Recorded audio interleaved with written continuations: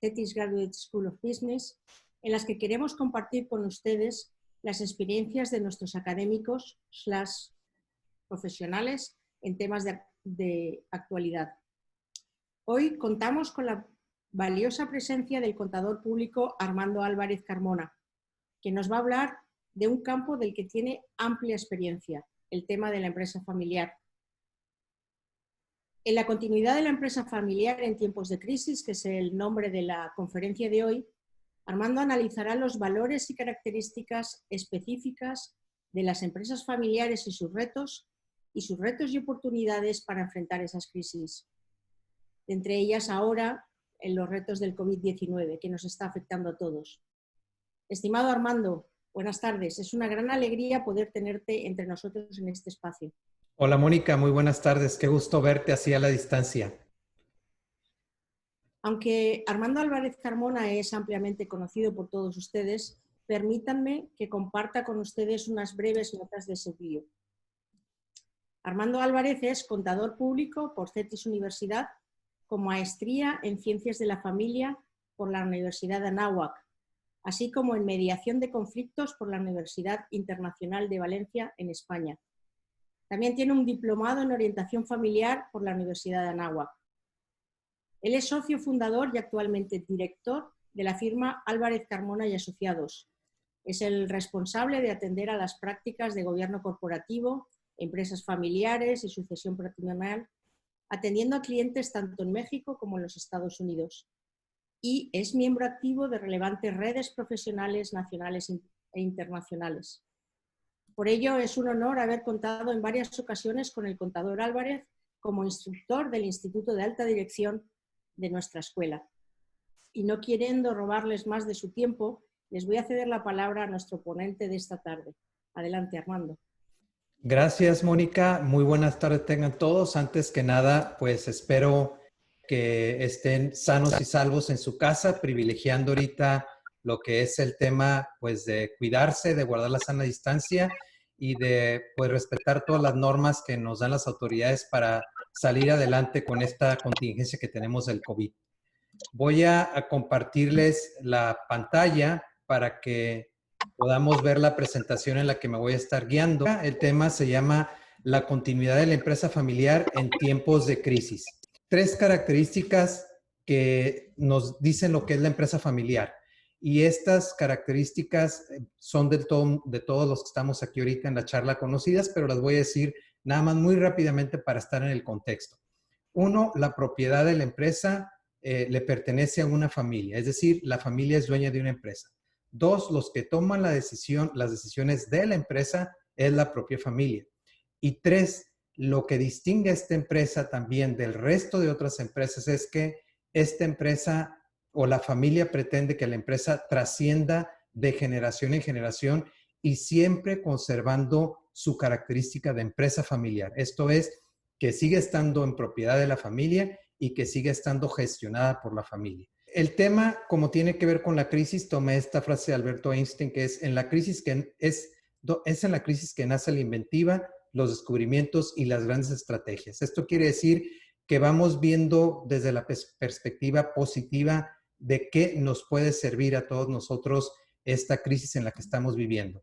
Lo primero que hay que tomar en cuenta es si las expectativas que tenemos son expectativas de que vamos a regresar a lo que ya conocíamos antes o si va a haber una nueva realidad a la que tenemos que adecuarnos. La verdad es que nadie tenemos una bolita de cristal y puse como encabezado, ¿valdrá la pena la apuesta Pascal? ¿Qué es la apuesta Pascal? Pascal fue un matemático científico que quiso demostrar a través de la ciencia sobre la existencia de Dios. Y no les hago larga la historia, básicamente lo que él concluyó diciendo es que como a través de la ciencia no se podía demostrar que Dios existía, valía la pena creer que sí existía aunque no lo pudiera demostrar.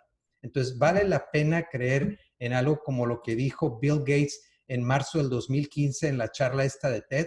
Dijo, si algo ha de matar a más de 10 millones de personas en las próximas décadas, probablemente será un virus muy infeccioso. Más que una guerra, dice. No misiles, sino microbios. Y la reflexión es que este virus, como sabemos, va a pasar, porque han pasado otros como el ébola, el Zika, el SARS. Entonces, este va a pasar. Pero debemos de entender que esta enfermedad del COVID-19 es una enfermedad zoonótica. Quiere decir que fue una enfermedad o un virus que pasó de los animales a los seres humanos. Y nada más tengan en consideración que afuera, a decir de los expertos, en la naturaleza hay más de 1,5 millones de virus en la raza animal. Entonces, no es tanto cuestión de si va a venir un nuevo virus. Más bien la pregunta que yo me haría es, ¿cuándo va a venir? Y esta plática justamente se va a tratar de cómo prepararnos para una nueva crisis y cómo trabajar durante esta crisis. Lo primero que hay que decir antes de hablar de las posibles alternativas de solución o de cómo atacar, cómo pelear en esta batalla es que hay 3 etapas por las que pasamos en los momentos de crisis. La primera etapa le llamo una etapa de seguridad, donde empieza con una negación, hay miedo y termino aceptando que efectivamente es lo que es. Luego hay una etapa donde ya cambio de mentalidad, ahí empiezo a explorar, empiezo a aprender, empiezo a poner en prácticas experiencias que nunca había antes llevado a cabo a la práctica. Entonces ahí hay un cambio de mentalidad, empiezo a ajustar, prueba y error y a dejar funcionando lo que veo que sí está trabajando. Y luego viene abrazar la nueva normalidad, es decir, me comprometo con la nueva normalidad y a partir de ahí crezco. Yo ahorita creo que la mayoría de nosotros nos encontramos, si no en el estadio 2, por lo menos sí nos encontramos entre el 1 y el 2. Yo creo que la parte del duelo de negación es una etapa que ya pasamos. Ahora, ¿cuánto va a durar? Habrá quien piense que puede durar unas semanas, que ya no fue, ya pasó más de unas semanas. Obviamente se va a prolongar algunos meses, seguramente sí, pero la pregunta sería, ¿y se podrá extender por años? ¿Se va a convertir en una enfermedad cíclica? Y luego, ¿cuáles son los efectos? ¿Vamos a regresar a la situación anterior? Es decir, ¿vamos a regresar exactamente donde estábamos? Hace un par de semanas tuve una discusión con una persona que me alegaba que sí, que vamos a estar exactamente igual que antes. Y la verdad, yo no tengo una bola de cristal para poder decir si sí vamos a estar o no, pero yo creo que vamos a estar mejor preparados si pensamos que va a ser una realidad nueva. Y entonces, ¿esa realidad nueva qué es? ¿Con cambios mínimos, con cambios sustanciales o cambios que se van a convertir ya en una nueva normalidad? Dijo este profesor de la Universidad de Toronto, precisamente con motivo de la crisis del COVID, dijo, simplemente no hay forma en que después de la crisis la vida vuelva a la normalidad como si nada hubiera pasado. Y ahí pongo esta imagen que yo creo que habla más que muchas palabras.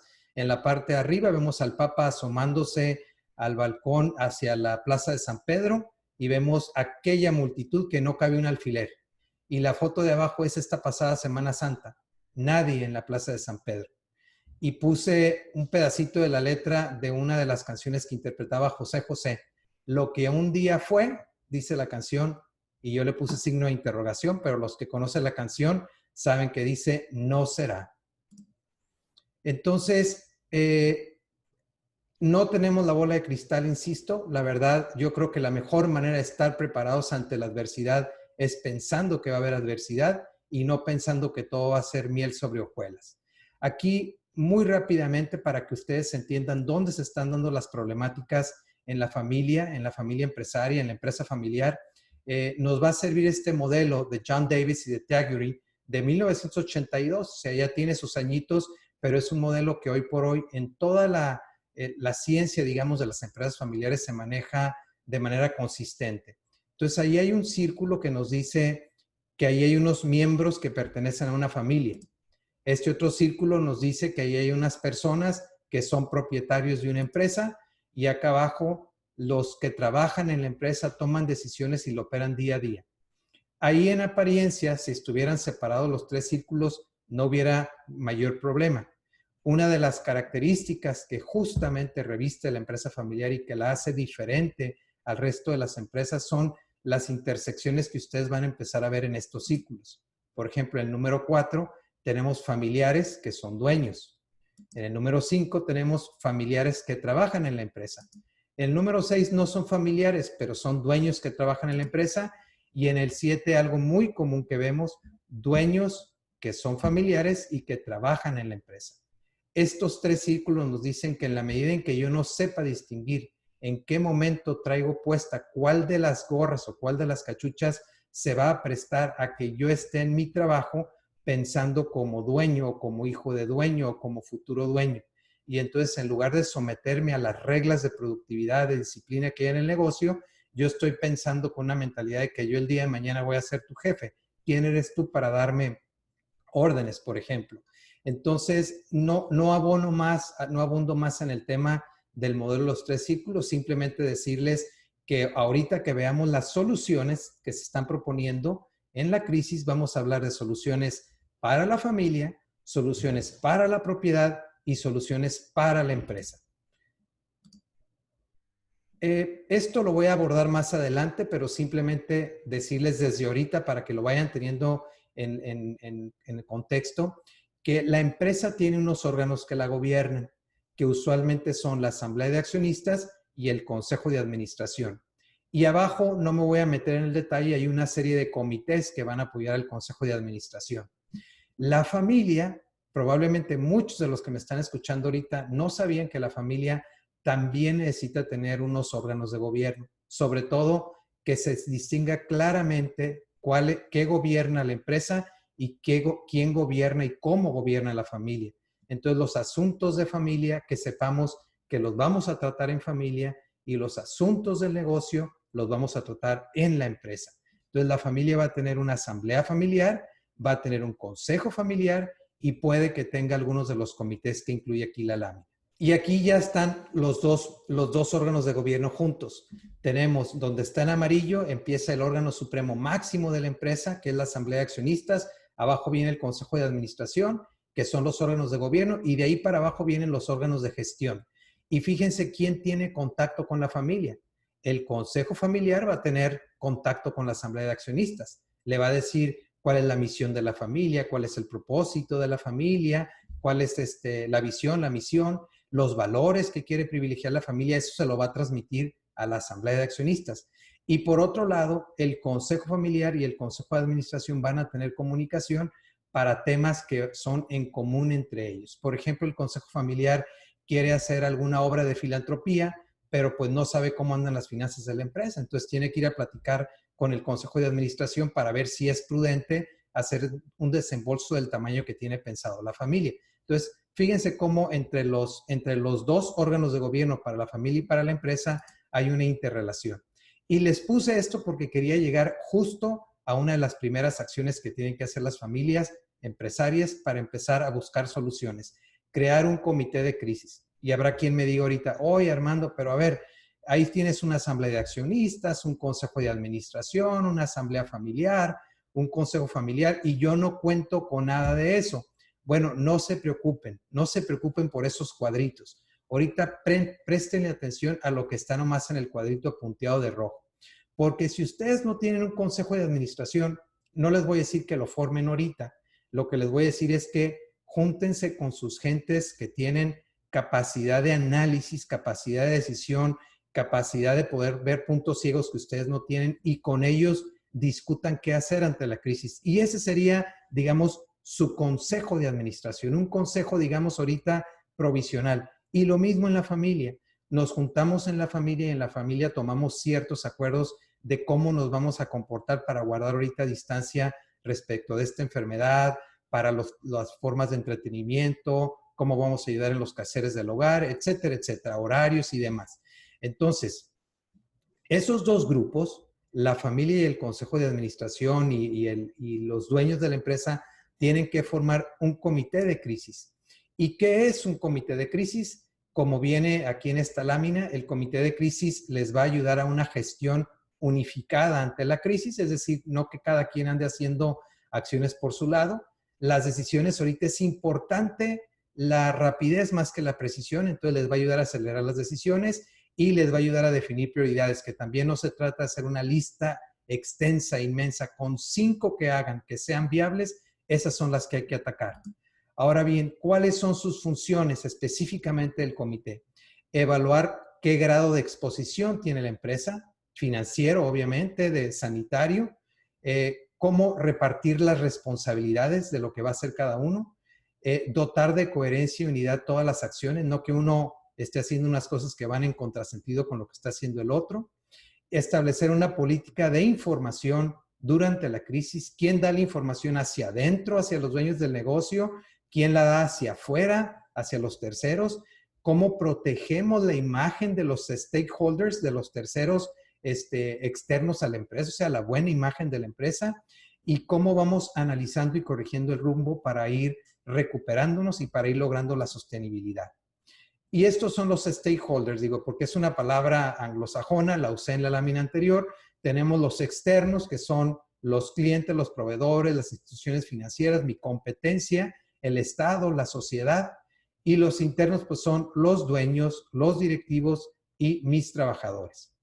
Entonces es muy importante cuidar la imagen, sobre todo con los externos, ¿no? ¿Quiénes van a integrar este comité de crisis? Bueno, antes de decir quiénes, recomendarles que tengan en cuenta que hay personalidades muy diversas, que puede haber un pasado entre ellos, que hay algunas, a lo mejor, prejuicios que tienen unas personas de otras. Entonces, tenemos que buscar un equipo que se pueda integrar, un equipo que pueda realmente atender la contingencia y abocarse a resolver, como ya les decía, con rapidez. ¿Quiénes lo pueden integrar? ¿De dónde vamos a echar mano? Pues de algunos de los consejeros, los que ya tienen su consejo de administración, el propio director general, que ahí estoy poniendo un asterisco, no necesariamente el director general es el que va a coordinar el comité de crisis, puede ser, pero no necesariamente. Hay que designar un secretario, el que tome las notas, el que haga la lista de pendientes por hacer, el que esté informando los grados de avance y demás. Personal de las áreas de administración, de contabilidad y finanzas, de recursos humanos, de sistemas, del área jurídica, por ejemplo. Gente que sea capaz de aportar, que pueda ver diferentes puntos ciegos, que podamos tener algunos, que ellos puedan ver mis puntos ciegos y sobre todo que tengan capacidad de tomar decisiones. Y aquí miren, hay 4 principios básicos para la gestión de la crisis, que son decisión, adaptación, ejecución y comunicación empática. Entonces, decidir con rapidez más que con precisión.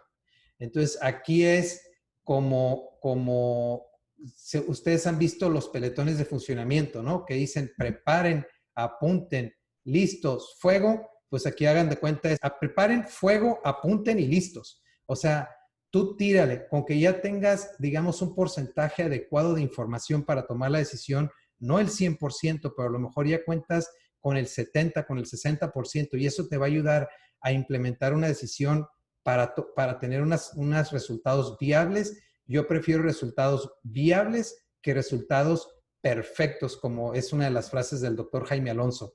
Entonces vamos a buscar la viabilidad más que la perfección. Entonces, decidir con rapidez y evitar lo que le llaman la parálisis por análisis. Adaptarnos rápidamente también a lo que está pasando en el campo de batalla, porque estamos en campo de guerra. Entonces hay que adaptarnos rápidamente. Hay que ejecutar efectivamente, hacer una lista de prioridades, como les decía, no se vayan muy extensos, agarren las 5 más importantes.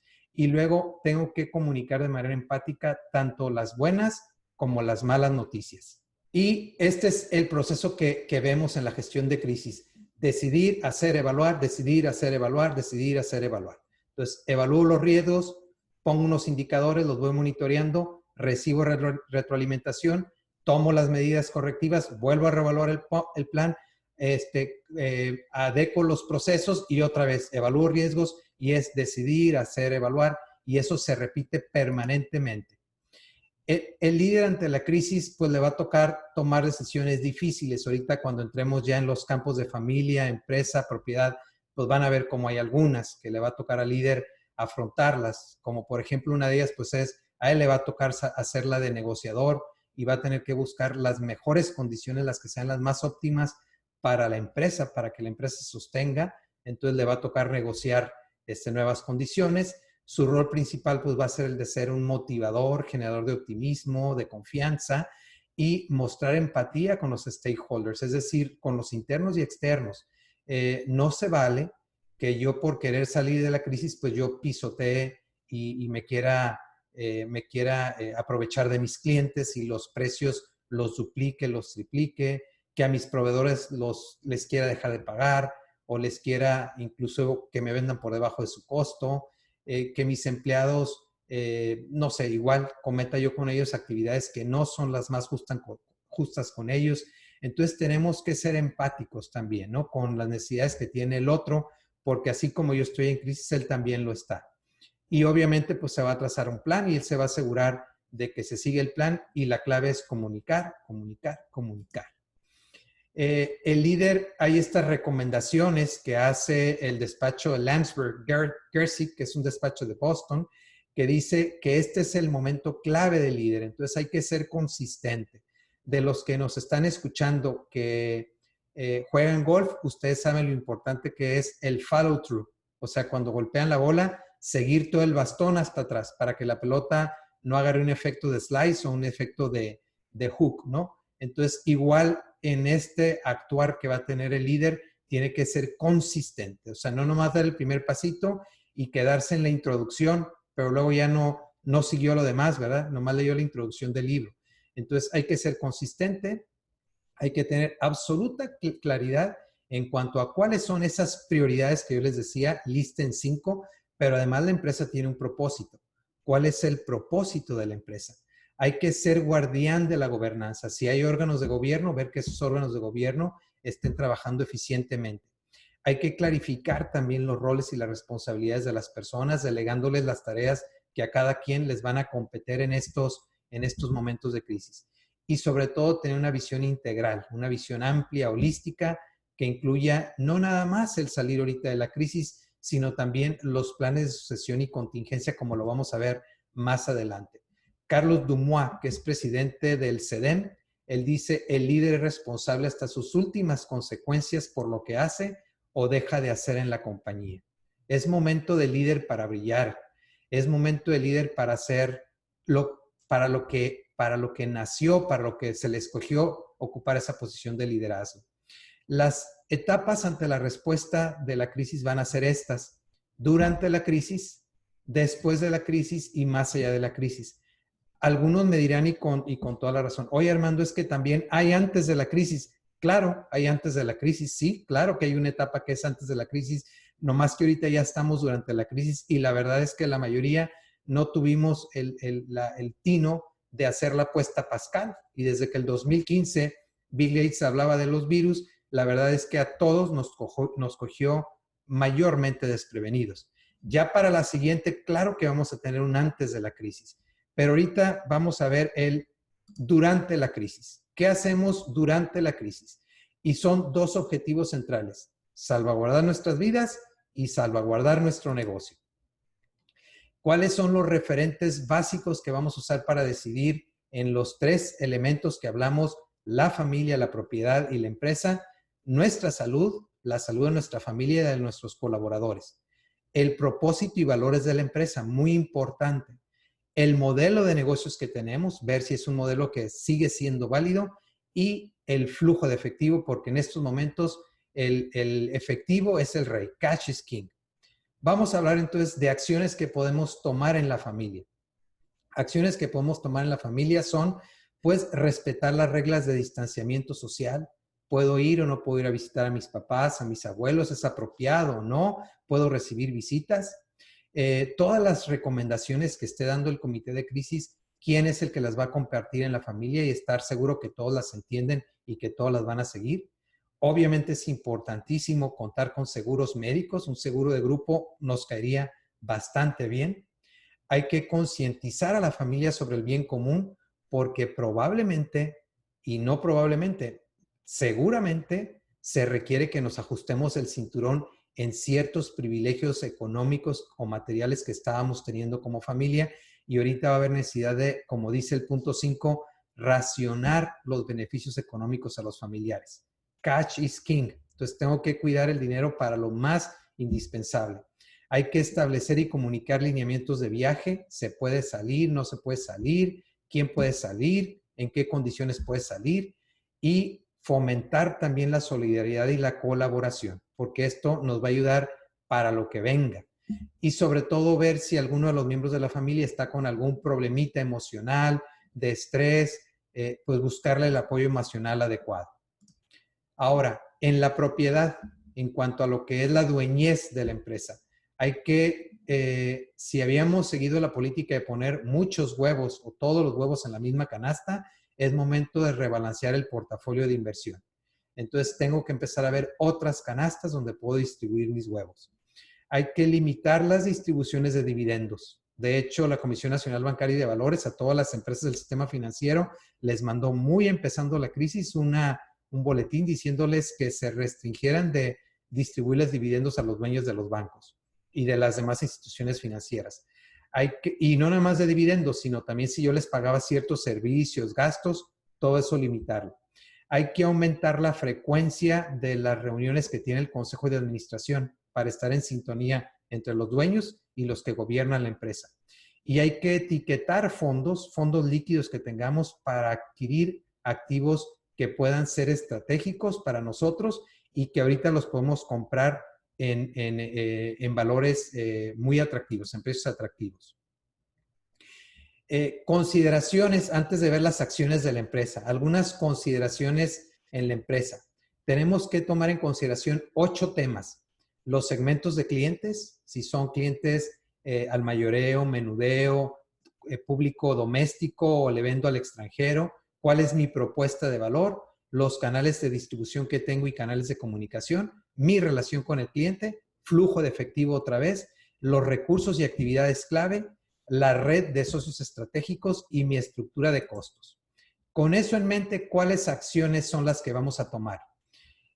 Vamos a elaborar presupuestos más de corto plazo. Todas las empresas tienen su presupuesto de todo el año 2020, pero ese ya no les va a funcionar. Entonces hay que hacer un presupuesto por lo más largo de 3 meses, si no es que los podemos hacer más cortos para estarlos monitoreando en el corto plazo.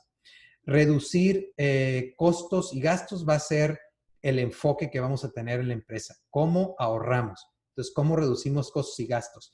Posponer inversiones que no sean prioritarias, es decir, atender lo indispensable primero. Si tengo cuentas por cobrar que tienen muchos días de maduración, entonces ver si puedo acudir a una posibilidad de descontarlas, ir a un factoraje financiero. Tener empatía con clientes, con proveedores y comunidad. Como les decía, no nada más yo estoy en crisis, también mi cliente, también mi proveedor y también la comunidad. Contratar coberturas cambiarias si es que estoy expuesto a riesgos por tipo de cambio. Velar por la continuidad del negocio, es decir, cuidar mi cadena de suministro. Los almacenes, las bodegas, los tiempos de entrega los tengo que ajustar para que me llegue just in time la mercancía y la pueda tener disponible para el cliente. Y también, por otro lado, establecer y comunicar los protocolos para un regreso seguro a los centros de trabajo. ¿Cuáles van a ser? Si mi empresa es con actividades indispensables, son unos protocolos, si son unas reglas, digamos, desde el punto de vista federal. Si no me considero indispensable, son otras reglas. Entonces, todo esto, ¿cómo le hacemos? ¿Quién se va a quedar todavía en casa? ¿Cuántos días van a venir? Los que van a venir, ¿qué reglas tienen que cumplir para subirse al elevador, para las horas de comida? ¿Cómo se van a espaciar en el comedor? Etcétera, etcétera. Si les tomo la temperatura cuando lleguen al negocio, todo lo que ustedes seguramente, o mucho de ello, ya están haciendo en sus empresas. Ahora, lo que dije realmente suena mucho a jugar a la defensiva. Y sí, es cierto, porque ahorita hay que parar la sangría, hay que parar digamos, la hemorragia. Y de ahí también tenemos que pensar también la estrategia como el fútbol americano. Ya recuperó el balón el equipo, entonces nos toca jugar la ofensiva. Y ahí vamos a actuar en 2 terrenos. En renovar. Si puedo sacar nuevos productos al mercado o nuevos servicios, si puedo cambiar mis procesos o mis tecnologías apoyándome más en la tecnología digital, revisar mi modelo de negocio. Entonces eso es muy importante. Y sobre todo, acuérdense, tienen que renovar porque en el nicho que ustedes están, si a ustedes les está yendo bien, piensen que ahorita a los que no les está yendo bien están volteando a ver el nicho de ustedes y muy probablemente ellos se van a convertir en los competidores de ustedes. Entonces, ustedes tienen que renovar, tienen que ir un paso más adelante. Dicen que el que pega primero, pega 2 veces. Y también conectar. Otra vez, empatía. Estamos en una situación en la que todos de verdad estamos dispuestos a colaborar y acuérdense que yo tengo algo que los demás necesitan y ellos tienen algo que yo también necesito. Entonces, no todo es jugar a la defensiva, vamos viendo ahorita qué inversiones estratégicas puedo hacer. Y ahorita viene algo triste. Tengo que tomar decisiones difíciles y a esto se le llama el abandono estratégico. No puedo darme el lujo, como en épocas de bonanza, de que un negocio que producía mucho flujo era el que mantenía la operación de otros que no eran buenos. Y que yo respecto de esos negocios, yo tenía el síndrome del jugador de Las Vegas, donde estoy perdiendo y digo, no, pero a la siguiente ya me voy a recuperar. A la próxima ya me va a ir bien. En la siguiente ya dejo de perder. Ahorita es momento de evitar ese síndrome y decir, a ver, ¿cuáles negocios son inviables? No se pueden sostener, no son autosuficientes y los negocios que están medio dando, no puedo ya usar ese flujo para estar sosteniendo un negocio perdedor. ¿Qué activos también necesito desinvertir en ellos? A lo mejor yo tenía terrenos para especular con ellos, tenía propiedades inmobiliarias para especular con ellas. Pues a lo mejor es el momento de deshacerlas. A lo mejor alguien está buscando la oportunidad de comprar inmuebles, pues a lo mejor ese activo que ahorita no es líquido lo convierto en liquidez y otra vez voy a cash is king. ¿Qué productos debo cancelar? ¿Cuáles de los productos que tengo en todo mi anaquel ya no están funcionando, no venían funcionando y no lo van a seguir haciendo y los tengo que descontinuar? ¿Y qué mercados tengo que cerrar? Si tengo que liquidar alguna sociedad y lo más triste, por eso lo puse hasta el último, si tengo que prescindir de gente clave, si voy a tener que despedir gente. Ahorita la verdad es que mucha gente se está dando cuenta que nuestros colaboradores trabajando a distancia trabajan de manera muy eficiente y más. Entonces a lo mejor lo que estaba haciendo antes dos, resulta que me doy cuenta que lo puede hacer uno. Y a lo mejor el negocio ya no tiene la posibilidad de estar sosteniendo porque es romper la viabilidad del negocio y lastimar a muchas familias. Entonces, ¿de qué gente voy a tener que prescindir? Bien, en resumen, para cada círculo diría que el resumen es el siguiente. En la familia, promover la unidad y la salud familiar, ese sería el resumen de todo lo que platiqué ahorita. En la propiedad, es decir, en la dueñez, rescatar el valor que esté en riesgo, mi inversión que esté en riesgo y buscar la capacidad de seguir creando valor. Y en el caso de la empresa, definir los procesos críticos y los planes de contingencia para primero estabilizar la operación y luego continuar la operación, es decir, volverla a crecer la operación. Sería, digamos, en resumen, las acciones para cada uno de los círculos del modelo de los 3 círculos de Davis y Tiagui. Y obviamente entre los 3 círculos, comunicación, comunicación y comunicación. Bueno, miren, les decíamos que las etapas para dar respuesta a la crisis son durante la crisis, después de la crisis y más allá de la crisis. Ahora quiero hablar qué debemos hacer después de la crisis, qué es en lo que nos debemos de enfocar después de la crisis. Y después de la crisis viene planeación, planeación y planeación. Es decir, antes de esta crisis del COVID-19, no habíamos planeado para la crisis, nadie la esperábamos.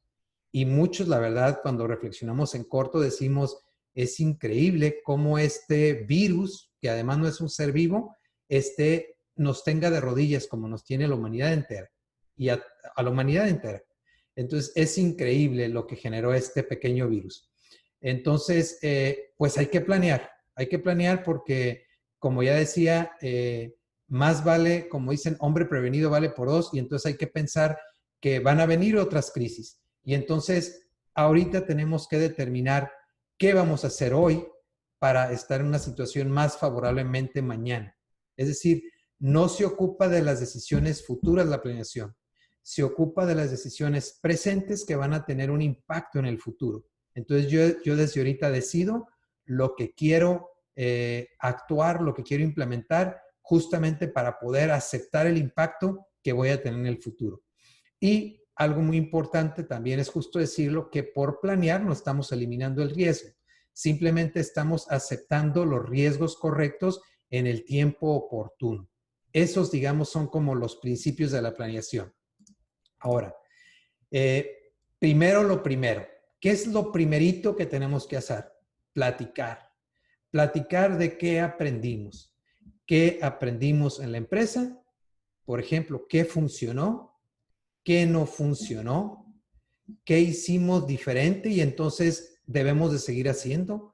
Oye, yo que estaba cerrado totalmente a todo el tema del trabajo a distancia, pues me acabo de dar cuenta que la gente está trabajando bien y de una manera eficiente, está contestando todos los correos. Hemos encontrado también algunas situaciones disfuncionales, gente trabajando muy tarde y a todas horas. Eso, mea culpa, me acuso, no es lo correcto y eso hay que corregirlo, pero obviamente pues estamos adecuándonos a un entorno en el que no estábamos acostumbrados a vivir. Entonces, de lo que estemos haciendo ahorita, que estamos haciendo bien y que antes no lo hacíamos, ¿qué debemos de seguir haciendo? ¿Qué podemos aún mejorar? ¿Qué oportunidades se presentaron que no había visto? ¿Qué debemos de adecuar a nuestra oferta de valor como empresa, verdad? Ahora, en la familia, pregunta, ¿nos mantuvimos unidos? Debo decirles que el engrudo de todas las familias es la unidad. Es muy difícil, no imposible, pero muy difícil para las familias salir adelante en su proyecto de empresa familiar cuando no hay unidad familiar. Entonces nos mantuvimos unidos ahorita ante esta crisis del COVID. Hubo apoyo y solidaridad de parte de todos los miembros. Los familiares se comportaron con serenidad. Tuvimos tiempo de calidad, es decir, no todo fue estar pegado en el internet, sino que también nos dimos tiempo como familia. Aprendimos de errores que nos dimos cuenta que cometimos y que entonces son áreas que debemos de reforzar para la próxima. Y sobre todo, todas las familias tienen una escala de valores. A lo mejor la mayoría no los tiene escritos. Con todos los que hemos hecho el trabajo de un protocolo familiar, pues claro que los tienen. Muchos hasta tienen un credo familiar. Bueno, ustedes vean ahora, cuando salgamos de la crisis, qué valores de su familia fueron los que les ayudaron para salir de la crisis. ¿Cuáles fueron los que más les ayudaron? Bien, y aquí viene ya, ahora sí, manos a la obra. Después de la crisis, señores, esta es la gran responsabilidad que tienen. 5 planes con un mismo fin. Vamos a ponerle gobernanza a la familia separada del gobierno de la empresa familiar. Lo que les dije en las primeras diapositivas, no se preocupen, si ustedes no lo tienen ahorita, pues ya no se van a poner ahorita durante la crisis a hacer el consejo familiar y el consejo de administración.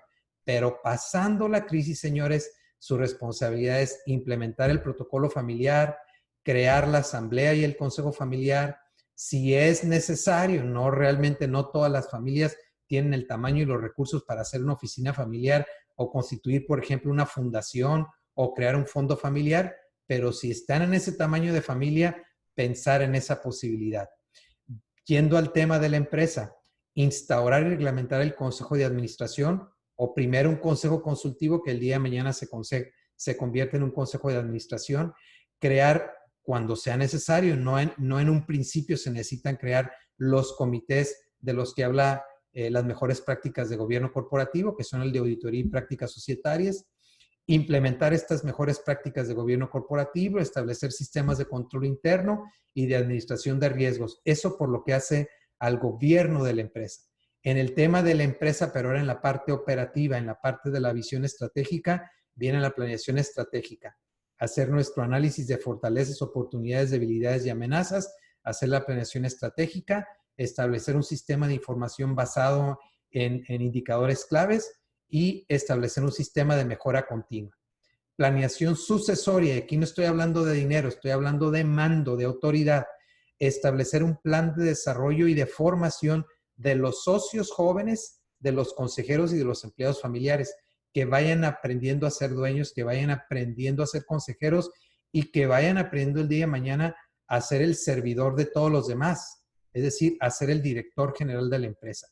Entonces hay que ir definiendo los perfiles, cuáles son las reglas de cómo se van a escoger, cómo se va a manejar la transición, todo eso dejarlo documentado. En la parte patrimonial viene el hacer el testamento o un fideicomiso testamentario y cuando tenemos propiedades en copropiedad, cuáles son las reglas de cómo se van a usar estos bienes. Y me voy un poquito más al tema de institucionalizar la empresa y aquí me voy a enfocar en un solo tema. De todos los temas ahorita que hablé en la lámina anterior, en las 2 láminas anteriores, quiero hablar del primer paso que hay que dar en el tema de gobierno corporativo y es crear un consejo de administración. Y ahí vemos que tenemos dos tipos de empresa. La empresa personalista o solar, por eso puse un sol, donde el dueño es el centro del universo, nada se mueve o todo se mueve alrededor del dueño, hacia en relación comparada con una empresa institucional, donde hay un gobierno, donde están los dueños y el consejo de administración, está un director general y abajo está todo el equipo de gestión. ¿Por qué queremos implementar un gobierno corporativo? Porque nos va a ayudar a institucionalizar la operación de la empresa. También porque va a denotar o va a impregnar de mayor profesionalismo las decisiones que se toman en la empresa y la gestión del día con día. ¿Cuáles son los beneficios que puede traer un gobierno corporativo para la empresa? Y conste que aquí nomás estoy hablando de arrancar con el consejo de administración. Todavía no estoy discutiendo todas las reglas de gobierno corporativo, pero fíjense ustedes los beneficios. Pueden acceder a mejores condiciones de crédito, se toman mejores decisiones porque se toman de manera colegiada, no es el solecito solo decidiendo o el emperador, sino que se toma de manera colegiada. Hay información oportuna, verídica, relevante, que sirve para esas decisiones. Existe una perfecta identificación de los niveles de autoridad y responsabilidad. La empresa se vuelve transparente ante terceros y también hacia dentro de la propia empresa. Ayuda a mejorar, muy importante, el proceso de sucesión generacional. Nos va a ayudar también a medir mejor la operación y el desempeño del negocio, porque se van a establecer los KPIs, y nos va a favorecer la administración de riesgos, porque les decía, se va a establecer un sistema de administración de riesgos y de control interno. Así es como se evoluciona hacia una empresa con un consejo de administración. Empezamos por los cuadritos del color cafecito de la izquierda, donde hay estatutariamente una asamblea general de accionistas que probablemente nomás está en papel. Y abajo está el que es administrador único, el que es el director general, el que es el solecito de todo el sistema, el que maneja la empresa solar. Y abajo está el equipo gerencial. Bueno, el primer paso es que sí tenga un administrador único y que él pueda ser el administrador único y que abajo tenga un director general que le reporte a él y que a un lado de él tenga un consejo al que le pueda consultar. Este consejo no toma decisiones, pero le puede consultar. Con el tiempo, este consejo se fusiona con el administrador único y se convierten en un solo consejo, en un consejo de administración. Y esto, por eso puse un cuadro gris grande, ya es una empresa con una sana gobernanza, con un gobierno corporativo, ya tiene un consejo de administración funcional. Cuando avance hacia un siguiente estadio, pues ya tendría a lo mejor comités de apoyo. Pero no es el caso ahorita meterme al detalle de los comités de apoyo. ¿Cuáles son los consejeros que van a formar parte de ese consejo de administración? Pues están los dueños, que se les llama consejeros patrimoniales, están los empleados, que pueden ser también, pueden haber proveedores, pueden haber clientes, que se les llama consejeros relacionados, y están los independientes. Tanto la Ley del Mercado de Valores mexicana para empresas públicas, como las mejores prácticas de gobierno corporativo, esas sí se aplican a todas las empresas, dicen que por lo menos el 25% de los integrantes del Consejo de Administración debieran de ser independientes. Y ya casi estoy terminando. Miren, esta es la progresión de cómo llegamos a un consejo de administración con consejeros independientes. Empiezo primero con un consejo donde todos son relacionados, todos son parte de la empresa. Luego, unos parte de la empresa y otros fuera de la empresa. Y ya después, miren, todos ya son puros consejeros profesionales. Ese es el mundo ideal de cómo debiera estar un consejo de administración, aunque este también es muy bueno, este funciona muy bien. Cierro con unas últimas frases. Esta de Alberto Einstein que dice, acabemos de una vez con la única crisis amenazadora, que es la tragedia de no querer luchar para superarla. Y finalmente este eslogan de estos relojes Patek Philippe, que son mucho más caros que los Rolex, que dicen ellos, este es su lema, nunca un Patek Philippe es del todo suyo. Suyo es el placer de custodiarlo hasta la siguiente generación. Algo muy similar dice este consultor sudamericano de empresas familiares, Raúl Cerebrenic, dice, la empresa familiar no es nuestra. la tenemos prestada para la comunidad y para entregarla mejor y más robusta a las siguientes generaciones. Pues con eso terminé la presentación. Creo que estoy dentro del tiempo de los 40-45 minutos y pues me regreso con Mónica por si hay preguntas para con mucho gusto tratarles de dar respuesta a Mónica. Pues muchísimas gracias por esta clarísima presentación que has hecho. Yo creo que cada bullet puede ser unos deberes. Sabemos que mayoritariamente por encima del 80% las empresas familiares copan nuestra economía y por eso estas palabras son tan importantes. A mí me han surgido un montón de preguntas. También les aprovecho para comentarles que disponen del chat. Si pasan el ratón por encima de la pantalla, verán que sale un icono en la parte de abajo que se llama chatear. Entonces nos transmitan a través del chat pues, sus preguntas que iremos pasándole al contador público Armando. Yo tenía algunas preguntas que me han ido pasando por fuera en mensajes privados y que te voy a ir transmitiendo mientras el resto se anima. ¿Podrías identificar un especial estilo de las empresas familiares para adaptar a la crisis? O sea, el ser una empresa familiar, ¿cómo les dota de ventajas o inconvenientes a la hora de contemplar esta crisis que nos está viniendo como un tsunami?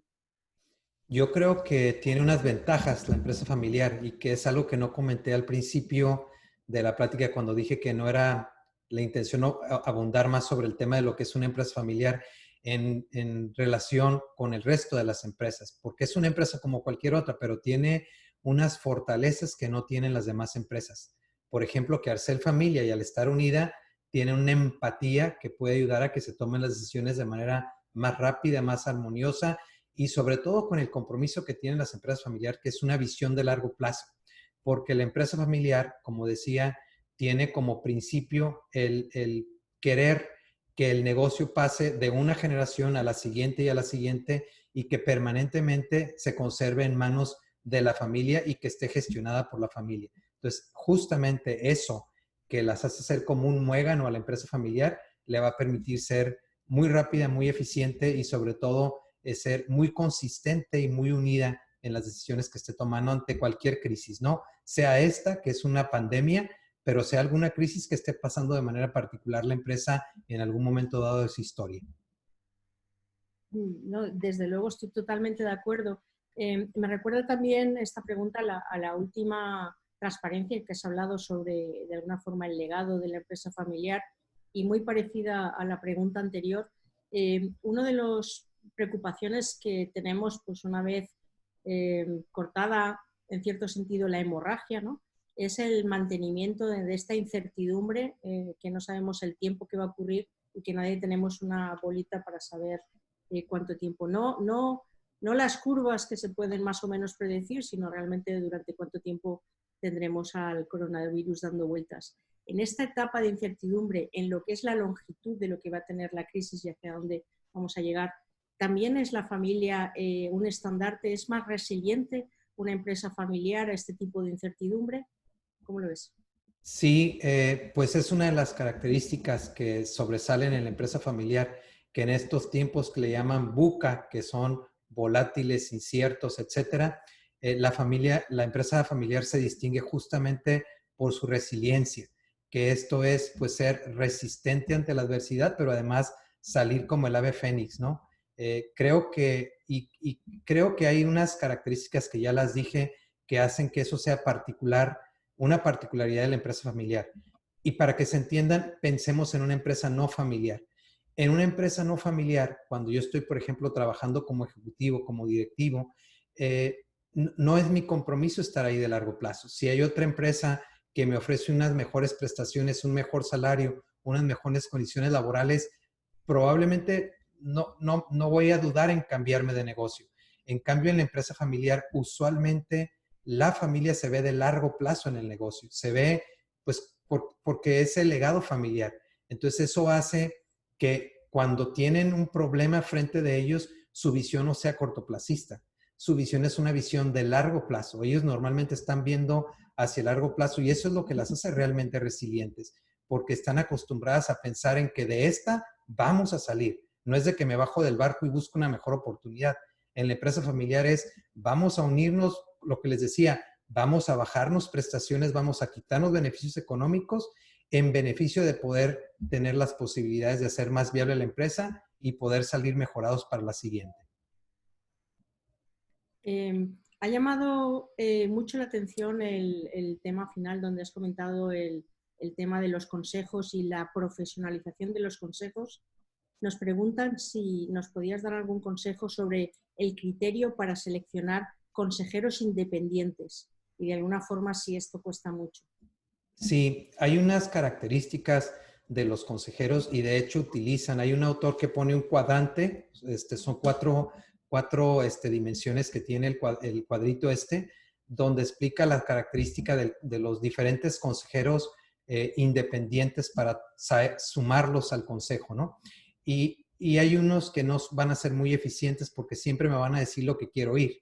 Hay unos que son muy buenos para opinar, pero a la hora de ejecutar, cuando se le encomiendan acciones al consejo, ellos participan también en los comités del consejo, pero a la hora de ejecutar no se paran en las juntas de comités. Entonces, realmente es gente, uno, que no me va a estar dando por mi lado, que tiene la independencia total para poderme dar la contraria y decirme que no está de acuerdo con lo que estoy diciendo.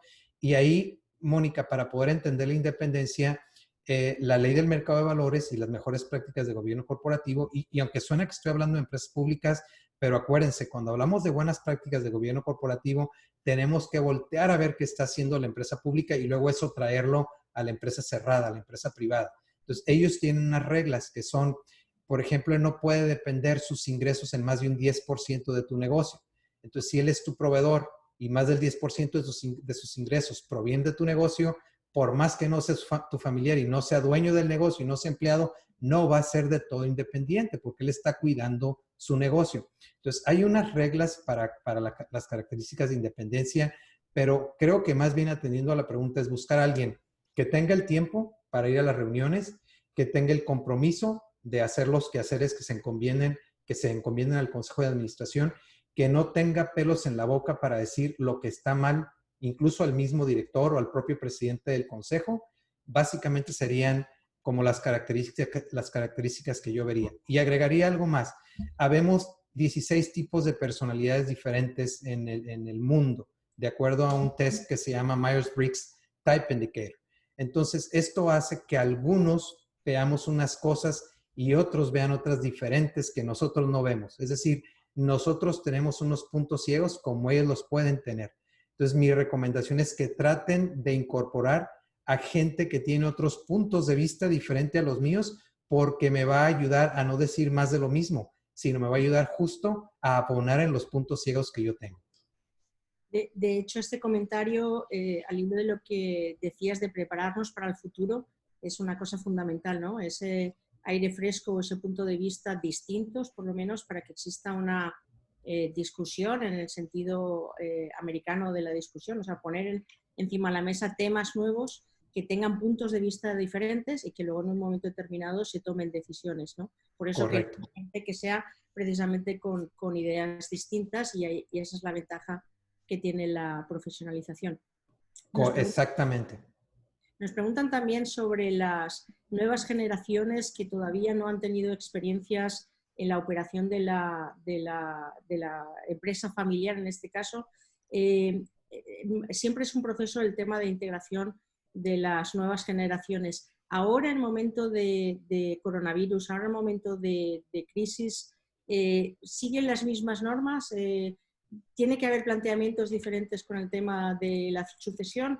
¿La sucesión se tiene que esperar a que veamos qué pasa hasta que el coronavirus se vaya? ¿Qué consejo nos puedes dar en este sentido? Sí, bueno, primero decir que nuestros hijos no necesariamente tienen que venir a trabajar al negocio.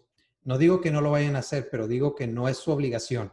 Ni es obligación nuestra traerlos a trabajar, ni es obligación de ellos venirse a trabajar, porque ellos tenemos que respetarles que tienen una vocación determinada y entonces tenemos que dejar que hagan su vocación. Lo que sí es cierto es que muy probablemente el día de mañana ellos hereden, entonces los tengo que enseñar a ser dueños, los tengo que enseñar a manejar la dueñez, los tengo que enseñar a cómo formar parte del consejo de administración. Y esto quiere decir entonces que aunque no vayan a venir a trabajar al negocio, no quiere decir que se van a desvincular del negocio. Una manera cuando están chicos los hijos, pues es irles hablando del negocio, poniéndoselos no en color de rosa, pero tampoco pintar las cosas negras, ¿no? De, ay, que vieras a tu papá y mira, y el esfuerzo y las crisis de estos años que hemos vivido. No, no, no, tampoco, las cosas como son. Pero irles platicando del negocio, irles creando un interés, irles creando una motivación para aquel que sea verdaderamente su llamado, venir a ser, y lo digo con estas palabras, el gran servidor de todos, porque muchos luego se están peleando la dirección general porque piensan que es para servirse y la dirección general no, es para servir a los demás miembros de la familia que son dueños del negocio, que trabajan en el negocio. Entonces hay que irles platicando del negocio, hay que ir, sí, si es una, por ejemplo, una empresa de hermanos, yo con mis hermanos ir viendo las reglas de cómo se les va a ir formando, si ese capital para formarlos lo pone la empresa familiar o lo ponemos cada uno de los hermanos en lo personal, si lo pone la empresa, cuál es el tope para la formación, en qué tipo de escuela, si se vale la educación en el extranjero, si tiene que ser relacionada con el negocio, luego cómo se les va a evaluar, si los voy a evaluar yo como su papá o como su tío, se los voy a mandar con una empresa tercera que sea la que evalúe los talentos, les aplique los diferentes tests y diga, ¿sabes qué? Para temas de liderazgo, de dirección, fulano de tal tiene más posibilidades. Y luego, ¿cuál va a ser el proceso de selección? ¿Y cómo es el proceso de acompañamiento para meterlo en la empresa? O sea, no es de que se va uno y se queda el otro. En el momento en que yo soy el director general de la empresa, yo tengo que ir pensando en mi relevo, en el que me va a suceder. Entonces, yo ya tengo que ir pensando cómo le preparo el terreno para que él me vaya haciendo sombra a mí y el día de mañana sea una sustitución de manera muy natural. Esa transición se dé de manera muy natural. Entonces, sí es momento, Mónica. Todo el tiempo hay que estar platicando de esto, pero no nada más platicando. Hay que tomar las acciones profesionales para poder hacer los qués que se necesitan para poder hacer el plan de carrera de nuestros hijos y que ojalá el día de mañana pues su talento lo pongan al servicio de toda la empresa familiar. En cualquier caso, generar esa integración de esa parte de la familia muy claramente con en qué rol, como nos comentabas tú bien por la intersección de los tres círculos, pero en qué rol está, pero estando ya dentro y conociendo la información por hechos, quizás no por opiniones. También te preguntan, en tu amplia experiencia, ¿cuál es el pronóstico y conocimiento que tienes o qué prevés de las empresas familiares en el futuro de México? Las empresas familiares representan casi la totalidad de las empresas mexicanas, más del 95%. Entonces, y no nada más de México, en general en el mundo es algo muy normal, que las empresas nacen en manos de una persona, luego está él, obviamente viene su proceso de sucesión patrimonial, lo deja la familia y pues se convierte en una empresa familiar. Entonces, ¿qué es lo que yo veo hacia el futuro? Veo que obviamente va a seguir habiendo muchas empresas familiares. Yo veo que van a estarle ganando a la curva de mortalidad, tiene un nivel de mortalidad muy alto, aproximadamente entre 12 y 15 empresas de 100 llegan con éxito a la tercera generación, justo porque no planean, no tienen estructuras de nada, no trabajan de manera colegiada, no tienen protocolos, no tienen reglas. Entonces yo veo que cada vez las familias están más interesadas en estos temas y están haciendo lo que tienen que hacer. Entonces veo esa curva de mortalidad achatándose y siendo más longevas a las empresas familiares. O sea, les auguro mucho éxito, pues en pocas palabras. Por un momento no sé si estabas pensando en la curva del COVID o la curva de mortalidad de las empresas. En ese sentido, dado que la gran mayoría son empresas familiares y como comentabas, de profesionalizarse, de aprender, no necesariamente teniendo gente de fuera, o sea, de tener esa información, ¿en qué porcentaje o cómo ves que vaya creciendo ese aprendizaje de las empresas para convertirse en estrategas muy claras con respecto a las nuevas generaciones, a sus modelos de negocio y todo eso? ¿Cómo ves que vayan avanzando en ese término? Pues veo dos maneras. Las encuestas de los diferentes institutos de investigación de temas de empresas familiares, que normalmente son muchos auspiciados por los propios bancos, traen porcentajes muy chiquitos, Mónica, de cuál es el grado de avance en los temas de profesionalización. Y estamos hablando de máximos como del 20%, del 100%, los que están trabajando en temas ya de profesionalización. Entonces yo veo que mientras no le entren a la profesionalización, bueno, pues nuestros hijos se van a seguir convirtiendo en estrategas, emulando lo que les gusta y quitando lo que no les gusta del papá, que es al que normalmente ven como modelo. Entonces ellos van a coger su estilo y van a ser estrategas, pero no obstante, la ventaja de poder hacer una estructura de gobierno corporativo es que ya no eres tú el sol. Acuérdense de esa imagen que, por cierto, se la voy a compartir para el auditorio que le interesa la presentación. Ya no eres tú solito, el emperador tomando todas las decisiones. Ya estás escuchando un equipo y de manera colegiada están tomando las decisiones. Entonces, esa es parte de la profesionalización. Por ahí se empieza. Son muchas más las etapas de la profesionalización, pero por eso es que es bien importante comenzar por el consejo. A lo mejor la familia al principio no aporta mucho, Mónica. Va a ir y va a estar escuchando más que aportando. Y a lo mejor pregunta cosas que pareciera que son obvias. No importa.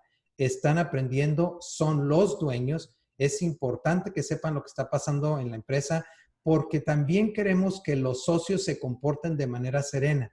Cuando es tiempo de vacas flacas, queremos que los socios entiendan, los que no están trabajando en el negocio, pues, y que luego no están enterados cómo le está yendo al negocio, queremos que entiendan que no va a haber la misma distribución de dividendos, que se tienen que amarrar el cinturón. ¿Cómo se van a enterar? Pues yendo a las juntas de consejo. Si están yendo recurrentemente, ellos van a estar enterados y van a decir, ay, este año se me hace que no va a haber vacaciones de fin de año porque como estoy viendo la situación en la empresa, no creo que nos van a dar los dividendos que nos distribuían todos los años o por lo menos por la cantidad que la distribuían. Entonces, sí es importante profesionalizar a los jóvenes. El proceso va lamentablemente corto, pero pues ya estamos hablando de un 20, o sea, ya un 20 pues ya pinta, es una quinta parte. Como bien nos contabas en la presentación de esta tarde, que partíamos con la organización de un comité de crisis, que es necesario para en realidad oír más voces y tener más puntos como para tomar decisiones. Es como un hecho muy claro y que se puede trasladar a las empresas de que en un momento determinado tener más voces, más puntos de vista, más visiones, más sugerencias para estrategias es bueno para en un momento determinado tomar las decisiones muchísimo más claras para el éxito de la empresa. Entonces, yo creo que el coronavirus, aparte de acelerar todo el entorno, está poniendo encima de la mesa una evidencia muy clara de que pasar de esos consejos donde es el rey sol decidiendo solo a empezar a ver ese consejo alrededor que pueda tener sus voces disonantes y que a la vez le dé mayores puntos de vista para la decisión que luego tiene que tomar él. O sea, no pierdes el control por ello, pero amplías el punto de vista. Yo creo que es quizás un buen consejo para que anime a las empresas a tomar ese primer paso. Yo creo que es la máxima enseñanza que nos ha dejado esta crisis, Mónica, el War Room que le llaman los americanos, el crear ese comité de crisis que, como ya les decía, no es el consejo de administración, es un comité ad hoc, se hace ad hoc a esta circunstancia de crisis y donde va a estar atacando justamente con prioridad, con rapidez, con unidad y coordinando y dándole seguimiento a los pendientes. O sea, es bien, bien importante que no esté distraído con la operación. Eso se lo dejamos a quien está manejando la operación. Este va a estar manejando cómo parar la hemorragia lo más rápido posible y cómo podernos poner en un plan donde nos podamos empezar a recuperar e inclusive pasar de jugar a la defensiva a la ofensiva. Y ya la última pregunta, hablando de la etapa final donde ya tenemos que reinventarnos y nos hablabas de todos los pasos y protocolos que una vez empezado esa profesionalización, pues hay que ir dando para consolidar muy, muy bien el tema de la empresa familiar. ¿Cómo a la vez de estar pensando en esa etapa de consolidación, que tiene una visión estática para dar robustez, podemos mantener un comité de escenario o quiénes o las nuevas generaciones para estar pensando en los nuevos cambios? Porque, como comentabas al principio, no vamos a volver a la misma realidad. Incluso ya no es solo un tema financiero de que determinadas empresas pues en un momento determinado habrá que cuestionarse la continuación, sino que el customer, la persona que va a seguir comprando, pues posiblemente va a cambiar. Entonces, hoy más que nunca es un momento de replantearse, de, como decías, no tener todo balanceado en un mismo área, sino empezar a generar esos otros productos. ¿Cómo puede ser, por ejemplo, las nuevas generaciones que entren en esas nuevas etapas, nuevos diseños para que ayuden a la empresa familiar? Creo que este fue un momento muy importante para las generaciones jóvenes, para los millennials y hasta los centennials, que nos enseñaron su, digamos, su naturalidad con la que manejan la tecnología y cómo los de mi edad, que pues ya somos baby boomers, nos costó un poquito más de trabajo entrar a todos estos temas de la tecnología y todavía inclusive hacernos a la idea que íbamos a estar trabajando desde la casa. O sea, a nosotros nos costó más duelo. Ellos lo vieron de una manera naturalita. Para ellos, ahorita es cuando es su momento de brillar. Tenemos que escucharlos más porque los jóvenes están perfectamente en sintonía con lo que son los medios de la tecnología y entonces, ¿qué pueden aportar? Porque efectivamente tengo que ver qué de mi forma de trabajar con los clientes, mi modelo de negocio ya está cambiando, cómo son las preferencias de mi cliente ahora, cómo lo voy a atender. Ahorita está todo este tema de mesa segura en los restaurantes, que bueno, ya fue una manera, ojalá les vaya bien, la verdad, tengo poquito de miedo porque los mexicanos somos normalmente desordenados, los que vivimos en frontera, sabemos cómo nos comportamos en el tráfico aquí en Tijuana, en los semáforos, en los altos de disco y en cambio cómo nos comportamos cuando cruzamos del otro lado de la frontera. Entonces, me da poquito pendiente, pero bueno, la actividad económica se tiene que reactivar y entonces tenemos que empezar a regresar con muchos protocolos, con mucha seguridad y a lo mejor a relacionarme de una manera diferente con mi cliente. Les decía, usando más la tecnología. Ahí es donde nuestros hijos, los más jóvenes, nos pueden ayudar y si no sabiendo investigarlo, a decirnos, mira papá, hay esto otro, y este sistema, hay esta plataforma, hay estos mecanismos que puedes utilizar. Es el momento de ellos que tenemos que escucharlos y bajarnos a su nivel para que nos lo platiquen, porque normalmente los vemos como que son los que no saben, los que siempre están entretenidos con la tecnología, perdiendo el tiempo. Ahorita es cuando. Ajá. Armando, aquí tenía escondidas otro par de preguntas más. Voy a abusar un poquito de tu tiempo, si te parece, para no Con dejar gusto. sin hacer.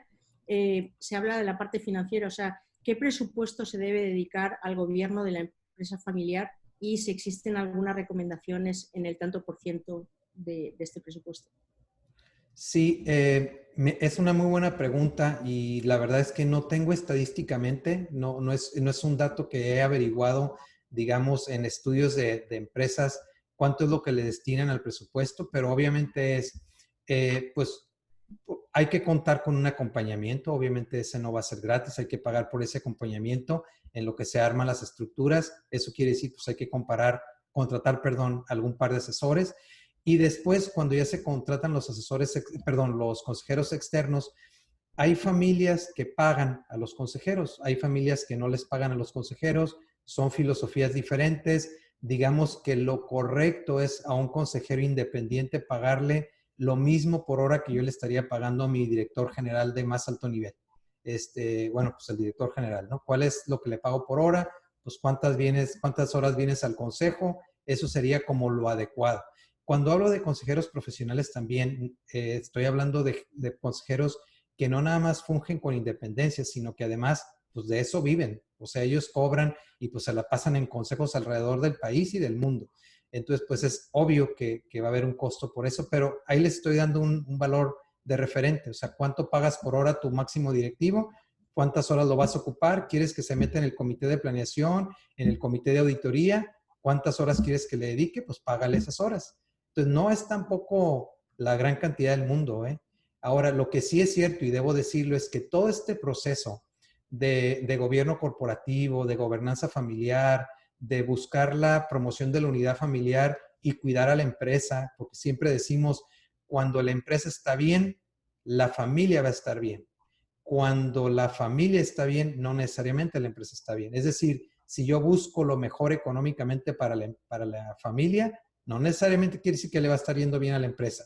Mientras que si busco lo mejor para la empresa, entonces va a haber para que yo le pueda dar a la familia. Entonces hay que crear una sana distancia en la parte financiera entre la familia y el negocio, entre la familia y el negocio, para que no vean al negocio como un modus vivendi. Entonces, todo este es un proceso de acompañamiento que puede durar, si no toda la vida, muchos años, Mónica. Hacer retiros periódicamente con la familia, volver a revisar el protocolo familiar, cambiar y adecuar los reglamentos a una nueva realidad. O sea, sí hay que estarlo trabajando. Las horas más intensas de trabajo, digamos, la parte más costosa del proyecto va a ser al principio cuando sientas todas las bases. Ya después es todo un mantenimiento. Es como cuando compras un carro, pues lo que te cuesta al principio más caro es el carro. Ya después, pues el mantenimiento ya es un accesorio recurrente cada que le toca su mantenimiento, ¿no? Bueno, yo creo que hemos conseguido que, bueno, ya estaban convencidos, pero si alguien tenía dudas, están ahora muchísimo más convencidos de ese desarrollo del gobierno corporativo. La última pregunta ya muy puntual. En la situación actual, ¿en qué momento crees que sería recomendable acudir a los fideicomisos? Por ejemplo, te voy a contestar algo diferente primero para llegar a los fideicomisos. Los notarios siguen abiertos, ¿eh? Y por cierto, tienen mucho trabajo ahorita por temas de testamentos. Muchas personas que no tenían sus testamentos derivado de la crisis del COVID están dictando sus testamentos.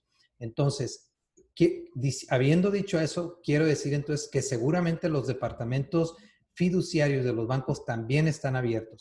Entonces, no tenemos que esperar a que pase la crisis del COVID. Yo tengo clientes con los que estoy trabajando ahorita en reglas de gobierno corporativo que nos juntamos así por Zoom y discutimos todos, estamos en las cámaras y vamos discutiendo el porqué de cada regla, los beneficios, los contras, la cambiamos, la ajustamos, tomo nota para la próxima vez, se las presento ya corregida. Entonces, se puede trabajar por Zoom. Es lo nuevo que nos trajo el COVID. No me tengo que juntar en persona. Por ejemplo, la firma ante el notario público, esa no puede ser digital. Ahí sí el notario público te va a decir que no te acompañe nadie, que solamente tú vas a entrar solo a la salita de juntas y con él vas a platicar, porque no nada más entras a firmar. Él va a platicar contigo el notario y luego ya pues después firmas tu testamento. Yo me imagino que igual sería con un fideicomiso, con una fiduciaria. Primero discutimos las reglas. Una vez que estoy de acuerdo con las reglas del fideicomiso, ya voy con el fiduciario, su departamento jurídico lo aprueba el contrato de fideicomiso, me dicen que ya está listo en cuál notaría y paso a firmar ante el notario.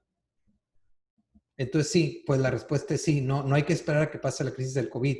Es más, ahorita la gente inclusive hasta tiene también tiempo para estas cosas. Entonces yo creo que es momento que le vayan echando cabeza al tema de cómo quieren dejar a futuro la propiedad, qué reglas, con qué condiciones, qué pasa si esto, qué pasa si me muero, si la viuda se vuelve a casar, si alguien cae en cuestión de alguna adicción. Todos esos temas que ustedes quisieran poner reglas, el fideicomiso es el instrumento adecuado para poder poner todas esas reglas. Sí, todos los consejos que has comentado yo creo que van en la línea de que no nos podemos parar, por mucho de que está el coronavirus aquí. El primer mes fue todo el mundo pensando, bueno, pues si esto dura poquito, ya volvemos enseguida y paramos y ya está. Ya hemos visto que esto se alarga un poco más de lo que quisiéramos. Yo creo que hay que seguir formándonos, hay que seguir profesionalizándonos como empresas y hay que seguir haciendo todos los consejos que has comentado que nos van a ayudar a maximizar el éxito de las empresas familiares. Si tuvieras que resumir en 5 bullet points los consejos en los que le harías ahora de los dueños o las familias de las empresas familiares, podrías resumir todo lo que has dicho, pero en 5 cosas urgentes por las cuales podrían empezar. La más importante, comunicación, Mónica. Comunicación en la familia, comunicación en la empresa, una comunicación que además sea empática, es decir, poder comunicar de manera correcta las buenas, las malas noticias. Catch is king es la otra, o sea, es importantísimo. O sea, sí, claro, está toda la parte espiritual, valoral, de principios, pero catch is king. Entonces, esa es la otra. Y a lo mejor los abandonos estratégicos, difícil, pero eso es importante, que necesito dejar de seguir manteniendo, qué lastres venía trayendo cuando estaba en épocas de bonanza y a lo mejor es momento de ya cerrar esos negocios. Y planeación adelantándonos hacia la que viene, porque no es cuestión de si viene otra, es cuestión de cuándo viene la siguiente. Pues muchísimas gracias, Armando. Yo creo que ha sido una charla súper clara, con muchos bullet points, de estas pláticas que uno escucha y disfruta, y que luego cuando les mandemos a todos los asistentes también la presentación para que la puedan ver, para después volver a retomar estos temas que has entrado. Me ha encantado que nos has llevado en un viaje desde el ya dentro de la crisis, durante y el después, y además con un acompañamiento de la familia y de los valores de la familia, que en un momento de crisis yo creo que necesitamos pues sacar a flote esos valores por delante. Yo creo que la empresa familiar en ese sentido tiene como alma, ¿no? Tiene un alma detrás de los propios valores de las familias bien constituidas, con su resiliencia, su cariño, su visión a largo plazo y todas las que nos has comentado. A mí me has dado mucha esperanza de que esta evolución va a ir muy adelante aquí en las empresas familiares de México. Y para finalizar, desde luego, darle las gracias al contador Armando Álvarez por esta interesante plática y a todos los asistentes por participar de una manera activa, poner sus preguntas. Si alguna me he dejado, he intentado, había bastantes preguntas, pero algunas ya estaban contestadas. Si no, bueno, pues tienen ahí el contacto directo con el contador o a través nuestro, como para que les puedan contestar. Les doy las gracias a todos ustedes por estar con nosotros. Espero que haya sido de agrado como las anteriores y espero saludarles de nuevo la próxima semana y sobre la cual les mantendremos pues informados. Les deseo a todos un gran resto de día y una feliz semana. Gracias a todos, buenas tardes y bendiciones. Hasta luego.